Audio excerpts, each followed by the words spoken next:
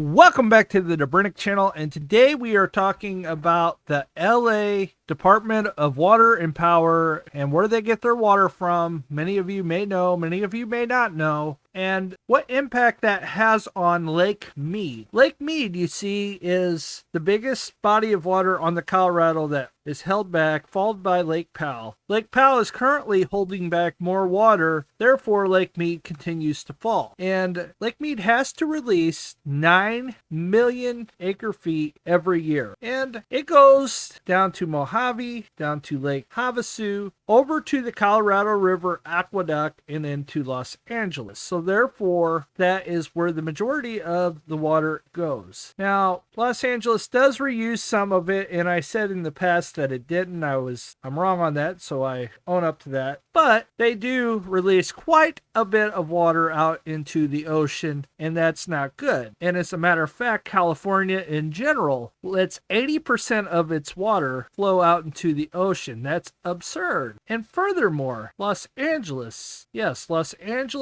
when it rains 1 inch, generates 3.8 billion gallons of runoff. So you're talking more than 12 billion gallons of water that could be captured, but that flows within hours down our concrete streets into the ocean. There's enough rainwater to be harvested to produce 30 to 50% of the entire city's water need off of 1 inch of water. Instead, California residents from Los Angeles like to take that water and take it from places like Lake Oroville, Lake Shasta, Colorado, the Los Angeles Aqueduct, and they're not the only ones. San Diego does it. So does Phoenix. These places could thrive without water. So what about Las Vegas, you may be asking yourself? How much water do they use? They use about 500,450 acre feet diverted from Lake Mead annually for drinking and household needs, irrigation for parks and golf courses, and industrial use. 40% of that water is returned to Lake Mead. This is why they have a straw at the bottom of the lake, because the Bureau of Reclamation deemed that they release enough water back into the lake. So basically, they have the last straw in the lake. Once the water reaches 895 feet of dead pool, it will still be alive for Las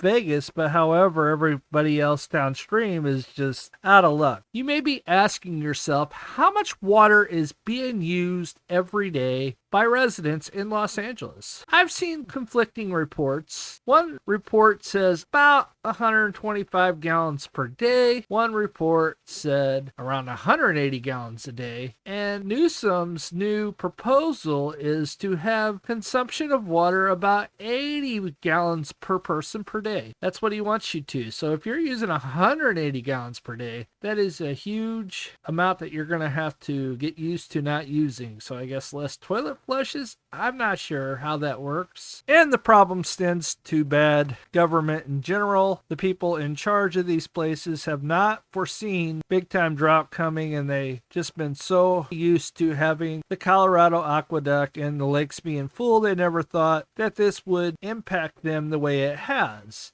Now, they need to learn to live within their means. I agree with that, but they also need to learn not to dump 80% of the water out into the ocean. Am I the only one that thinks that they should be figuring this out sooner than later? Some people on my channel preach this every day, and I'm kind of on board with them, but some people say it'll be fine, everything will be fine. We will see. I mean, as we watch this unfold every day, Lake Mead continues to fall. Lake Powell is borrowing water every day, and Lake Mead is paying heavily for this because it continues to lose. Since it dropped to 1,050 feet on May 20th, the water level today is 1,045.36 feet. So basically, not even a month later, you already done lost 5 more feet. As I've said in the past, the lake is shaped like a V, so it drops quicker, but that means it could rise quicker too, potentially. Today's level is 183.64 feet below full pool, and the changes since yesterday down another negative 0.11 feet. Then you go up to Lake Powell, on the other hand, and it's doing just the opposite as I just stated. They are borrowing water. In the future, they will have less water unless something incredible happens and they get a whole bunch of precipitation to offset it. Now, since about May 9th or May 10th, right before Lake Mead fell to 1,050, on May 10th, the water level was at 3,523. Today, it is at 3,536.51 feet, up another 0.31. So the lake has actually come up while Lake Mead continues to drop. This lake here has come up 13.26 feet since May 10th. So that is an incredible increase in water level. And now the level's 163.49. Now this is not going to last all summer. At some point, they're going to have to start releasing water. And I think it's around August, if I'm not mistaken.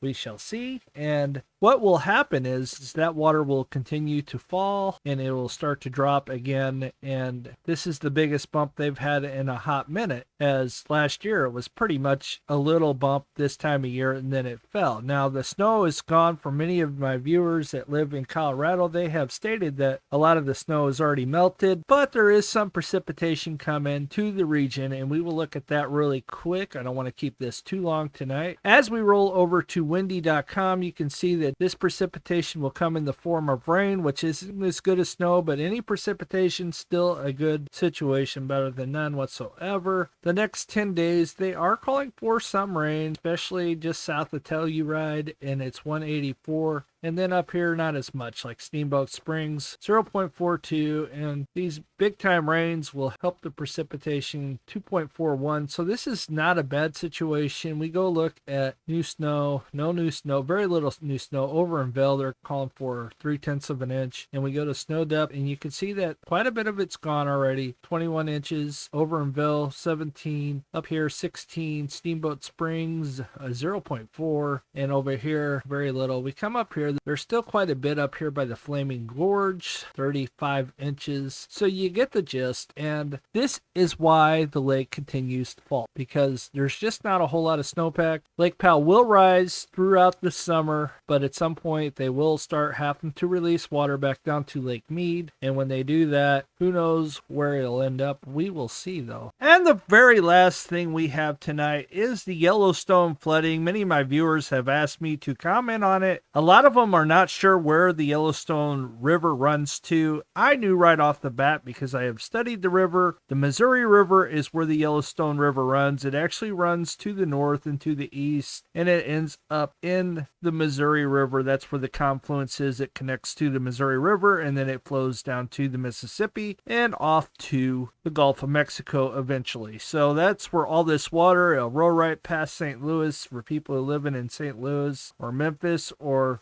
New Orleans. It is tragic that a lot of people are stranded. That's terrible. And that's what happens. That's the power of water. It's very intense. And that is all I have for tonight. Thank you guys for stopping by. I hope you have a blessed day. We will see you on the next one. God bless.